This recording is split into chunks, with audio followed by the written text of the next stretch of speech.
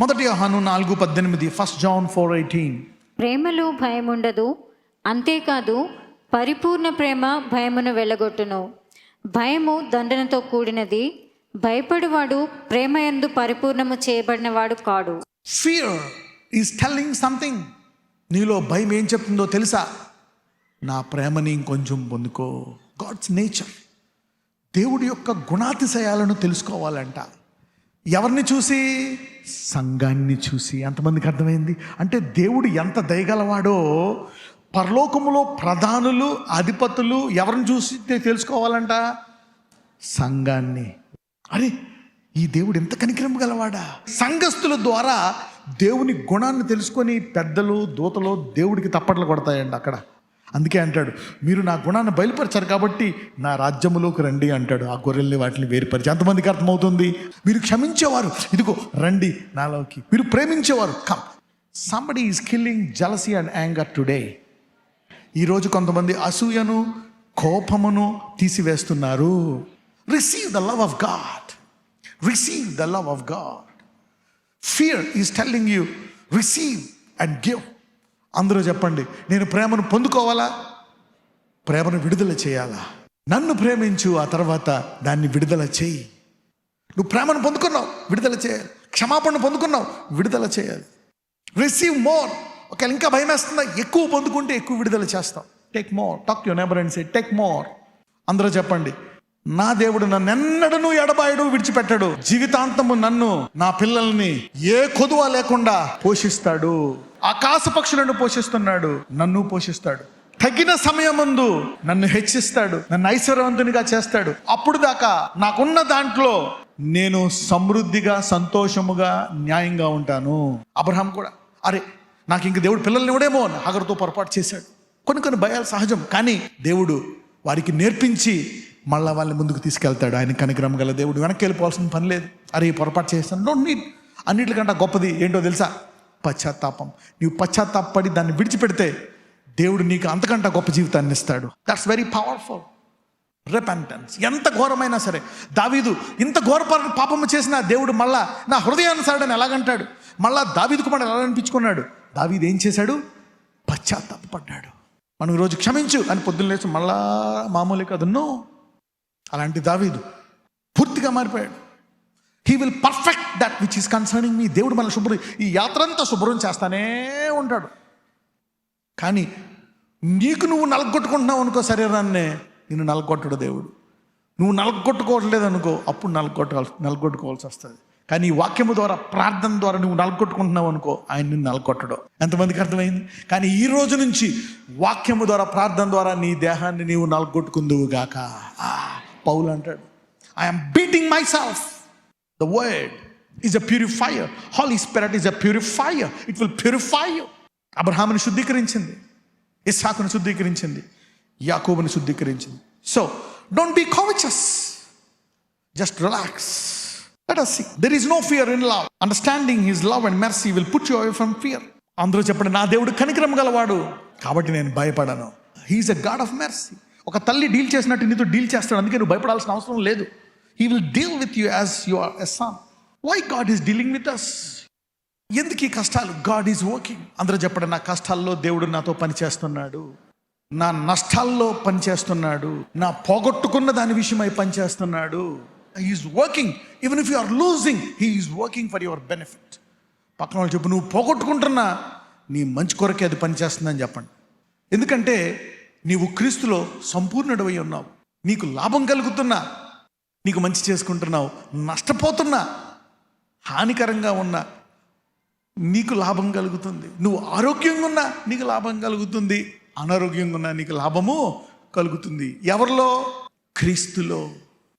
యోబు అన్నీ పోగొట్టుకుంటున్నాడు, అన్నీ పోగొట్టుకుంటున్నాడు. అర్థం కావట్లే యోబుకి. ఏంటిది?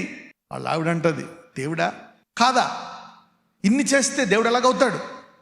శపించి చచ్చిపో, నేను కూడా చచ్చిపోతాను. ఇప్పుడు అంటాడు, నేను అలా మాట్లాడను, నా దేవుడు ఒకవేళ నన్ను చంపేసినా నేను ఇంకా ఆయన నమ్ముతానంటాడు. What is this understanding about God? What is this wisdom about that God? అంటే ఈ పోగొట్టుకుంటున్న సమయంలో యోబు లాభపడుతున్నాడు. యోబుకి అన్ని మంచి గుణాలు ఉన్నాయి. దానం బాగా చేస్తాడు, దీనుడు, చాలా సహాయం చేస్తాడు, అన్నీ ఉన్నాయి. కానీ ఎక్కడో ఒక పాయింట్ ఆఫ్ టైంలో స్వనీతి అనేది ఉంది.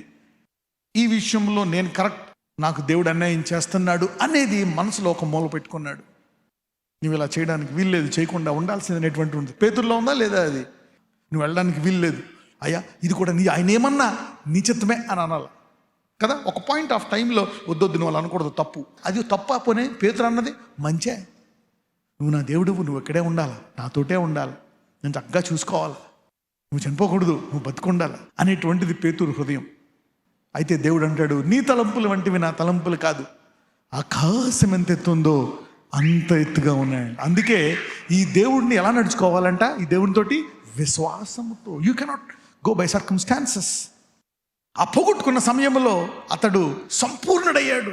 అరే, నేను మూర్ఖంగా మాట్లాడానే, ఇంతకాలము దేవుడిని ఆశీర్వదించిన ఈ 50-60 ఏళ్ళు నేను గొప్పోడినైనా మూర్ఖపు స్వభావంతో ఉన్నానే, ఇదొక్కటి ఉందే, ప్రభువా నన్ను క్షమించు అని ఆ మూర్ఖపు మాటలు పశ్చాత్తాపడినప్పుడు దేవుడు కోల్పోయి 2 రెట్లు ఇచ్చేశాడు. అంటే యోబు మనస్తాపం చెందుతున్నప్పుడు, ఆ కురుపులు మరి కొండ పెంకులతో గీరుకుంటున్నప్పుడు, బాధపడుతున్నప్పుడు, మనోవేదన చెందుతున్నప్పుడు, యోబు ఈ దేవుల్లో ఉన్నాడు కాబట్టి నష్టపోతున్నాడా, లాభపడుతున్నాడా? God is working. మనం ఏమనుకుంటాం, ఏం పాపం చేశాడో, వీడేం చేశాడో, ఇది వచ్చింది. కరెక్టే అయి ఉండొచ్చు, బట్ గాడ్ ఈజ్ యూజ్. కానీ ఆ తెచ్చుకున్న శాపం నువ్వు క్రీస్తులో ఉండి విశ్వాసంలో ముందుకెళ్ళిపోతున్నట్లయితే అది నీకు 2 రెట్ల ఆశీర్వాదంగా శాపం మారుతుంది. పితరుల శాపాలు ఉన్నాయి, ఉండనియండి, కనపడుతున్నాయి. మీ తాతకుంది, మీ అమ్మమ్మకుంది, మీ నానమ్మకుంది, ఆ శాపాలు ఉన్నాయి. దేవుడు ఆ శాపాలని 2 రెట్ల ఆశీర్వాదంగా మారుస్తాడు. If you are in Christ, he will shift that into a double blessing today. అందరూ చెప్పండి, నా పితరుల శాపాలను రెట్టింపు ఆశీర్వాదాలుగా నా జీవితంలో, నా పిల్లల జీవితంలో, నా తరాల నుంచి ఇది ఆరంభమవుతుంది. Let the curses turn around to be a double blessing from your lineage of blood.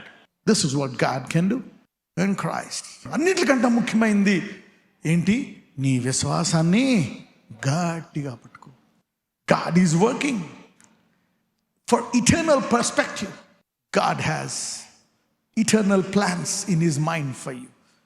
అందరూ చెప్పండి, దేవుడు నా పట్ల శాశ్వత కాల ప్రణాళిక కలిగి ఉన్నాడు.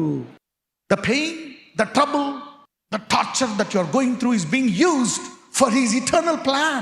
You can't see that, God saw that.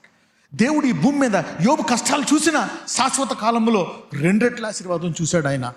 ఇప్పుడు ఎవరెవరు దేని గుండా వెళ్తున్నారో అవన్నీ శాశ్వత కాల రెట్టింపు ఆశీర్వాదాలుగా మారునుగాక.